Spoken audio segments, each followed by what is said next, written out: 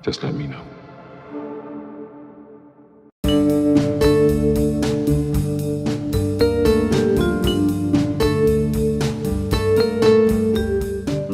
For the past couple of months, a phenomenon known as the Mandela Effect has taken the internet by storm. To put it briefly, the Mandela Effect refers to a conflict between the past and people's memory of the past.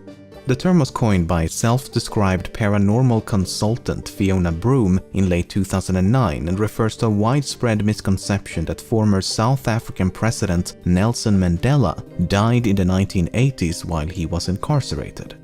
In reality, Mandela was liberated in 1990, very much alive, and eventually passed away in 2013.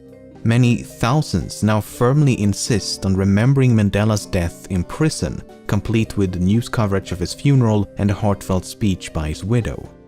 The term has since expanded to include many hundreds of similar collective fallacies, and theories as to their nature and cause are quite imaginative.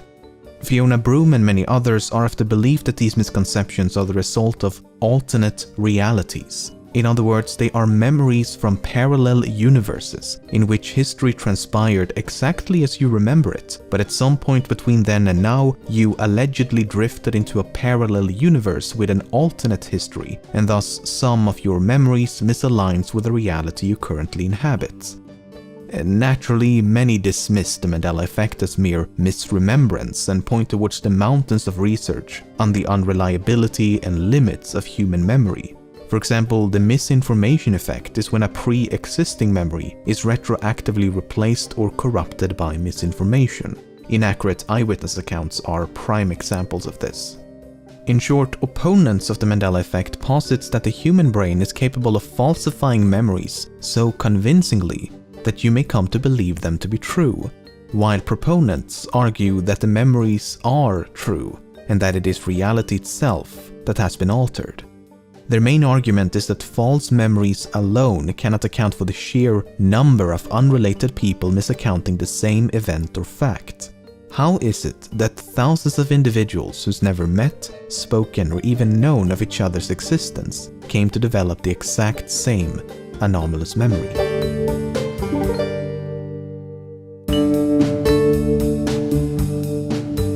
In the 1979 James Bond film Moonraker, there's a short sequence in which the villain named Jaws and his love interest Dolly have a heartfelt moment. The character Jaws is known as such as his teeth are made out of metal, and as they both smile upon one another, many viewers recall how Dolly wore braces as if to complement his metal teeth.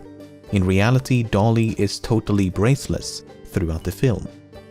Proponents claim this is a clear example of how history has been altered, either through paranormal means or by retroactive tampering of the movie. Many have since tracked down various articles, comments, videos, etc. that do in fact describe Dolly as having braces, which they claim to be residue from this alternate reality that they remember. For example, a Finnish commercial from 2006 is alluding to this scene, and the actress portraying Dolly is indeed wearing braces. Another example is a website from 2004 that describes Dolly as a short blonde girl with pigtails, glasses, and braces. On the other hand, this could merely be examples of the misconception's extensiveness. After all, this delusion has likely been around for decades, and the author of a Usenet post from 1999 expressed the exact same confusion. I did some digging of my own, and it didn't take long until I found this. It's a review of Moonraker published on the day of the film's theatrical release in the US, and in reference to Jaws and Dolly's relationship, the author writes, "It would be a relationship made in heaven if only she wore braces." So on the day of the movie's release, someone already thought braces would have been idiosyncratic of this character. Is it not more likely that because it would have been fitting for her to wear braces, many came to believe and, by extension, misremember that she actually did? Intruder is advancing on command satellite.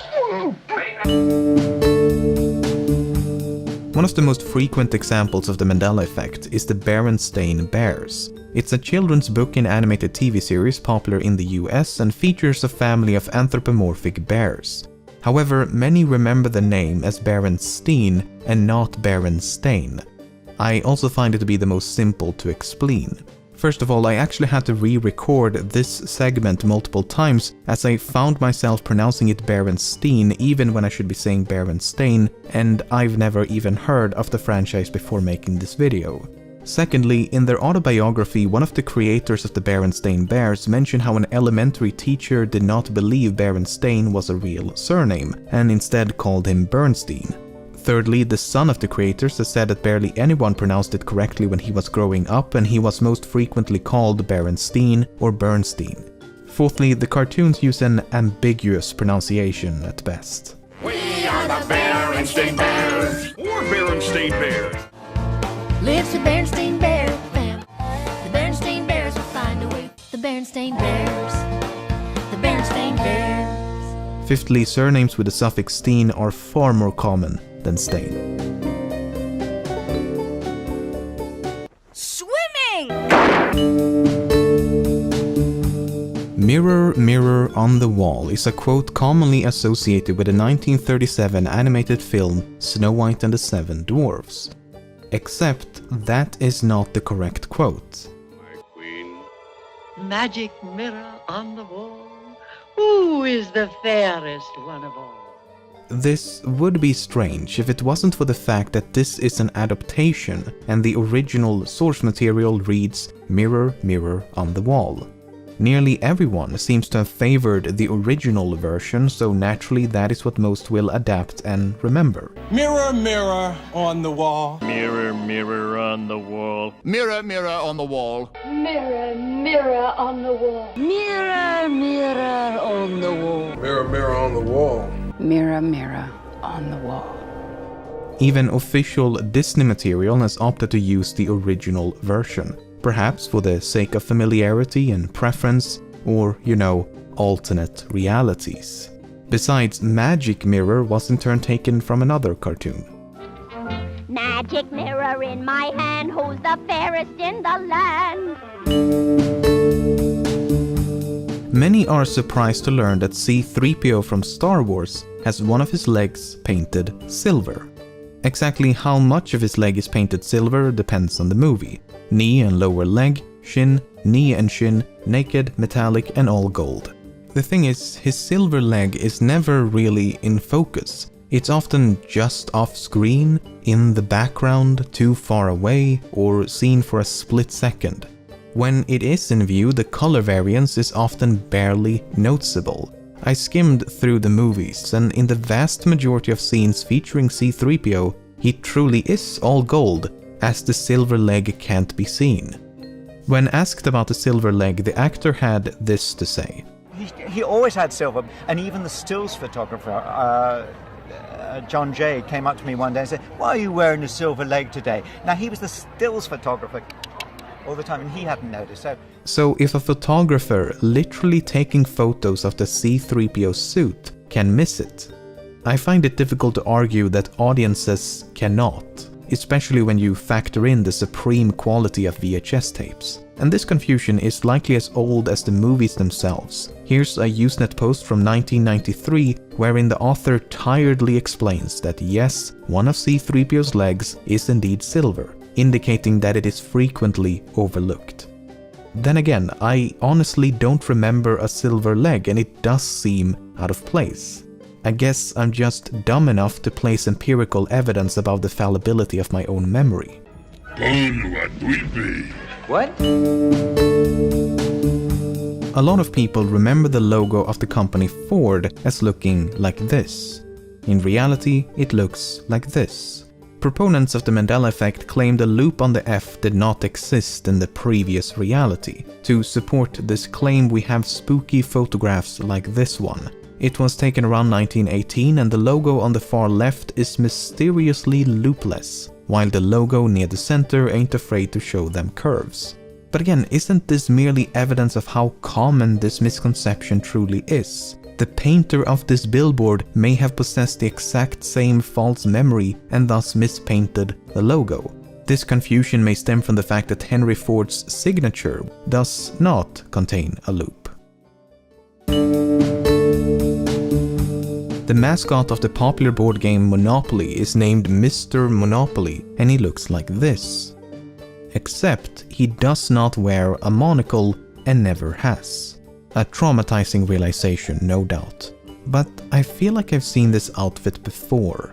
I mean, tuxedo, monocle and top hat is undeniably an original attire, but I can't escape the feeling that once upon a time, people actually dressed like this.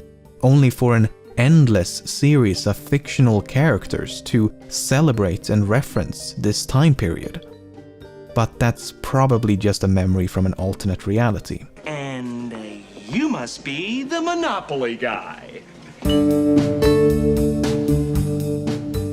This movie does not exist. Yet many claim to have seen this non-existent movie. It is supposedly titled Shazam, stars stand-up comedian Sinbad who plays a genie, and it was released in the 1990s. But no trace of this movie has been uncovered, and Sinbad himself has repeatedly stated he never played a genie in a movie. He did, however, host a movie marathon on the TV channel TNT in 1994, in which he dressed up as a pirate that could be easily confused for that of a genie. Another potential source of this misconception is the 1996 movie Shazam, starring Shaquille O'Neal as a genie. In 1997, both O'Neal and Sinbad starred in the movie Good Burger, which could have aided in this potential mix-up. Furthermore, the VHS tape for Shazam features a preview of the Sinbad movie First Kid, much like the VHS tape for First Kid features a preview of Shazam. So there were plenty of opportunities to conflate the two, though many still claim to remember both Shazam and Shazam as being separate movies. Then there's the fact that Sinbad has starred in a bunch of movies and TV shows in which he wears clothes that could be confused for that of a genie. Between 1993 and 1994, he had a short-lived series called The Sinbad Show, where he dressed in a range of genie-esque outfits, and in 1996 he guest starred on a show called All That, looking like this. Then there's the animated show Shazam, that's also about a magical genie. Not to mention that the name Sinbad is strongly associated with genies thanks to the story of Sinbad the Sailor and its numerous adaptations. Lastly, and perhaps most importantly, people have misread the title of the movie Shazam as Shazam from the moment of its release. I'd like to remake the movie Shazam with Shaquille O'Neal where he plays a genie, and I'd like to get it right. The fact that groups of people develop the same or similar false memories really shouldn't be cause for confusion. We live in a highly interconnected world where two wholly unrelated individuals may have the exact same experience, even though they lack any knowledge of one another. And unless you presume human memory to be infallible, some of these experiences will inevitably result in the development of false memories. From this, we can conclude that groups of people will occasionally develop the same or similar false memories as they share the same or similar experiences. And it doesn't necessarily have to be one singular event. A memory could become corrupted over the course of many months, years, or decades, which makes it all the more difficult to pinpoint exactly how, when, and by what your memory was influenced. Take the namesake of this phenomenon, the death of Nelson Mandela, as an example. Throughout the 1980s, news of Mandela's situation in prison and his worsening health headlined newspapers across the globe. He suffered from tuberculosis, and he himself feared he would die in prison like so many others before him. One American newspaper wrote, "Some have raised the possibility that he might die in jail." It is not clear how ill Mandela is at this point, but the idea that he could die is not far-fetched. The funerals of many other South Africans fighting for the same cause as Mandela was frequently broadcasted across the globe. A movement known as Free Mandela grew in popularity and held various demonstrations that received international news coverage. His wife Winnie Mandela often appeared on the news as well. Meanwhile, commemoration pieces like these were published and could easily be misconstrued for his death. Various conferences and events could also be misperceived. But then there's a South African book from 1991 containing this enigmatic passage. The chaos that erupted in the ranks of the ANC when Nelson Mandela died on the 23rd of July 1991 brought the January 29, 1991 in Inkatha ANC peace accord to nothing. So, is this undeniable proof of a parallel universe? Not really. The book is merely a collection of poetry and fictional stories written by high school students as part of various assignments. Not exactly an historical account. Then again, if we're shifting between alternate realities, anything's possible, right? I think a paper titled False Memories and Confabulation put it very succinctly. The feeling of remembering is important to our well-being, but so is the feeling of not remembering that accompanies vague, inconsistent, or implausible recollections. Accurate memory is knowing when we do not remember, as well as knowing when we do.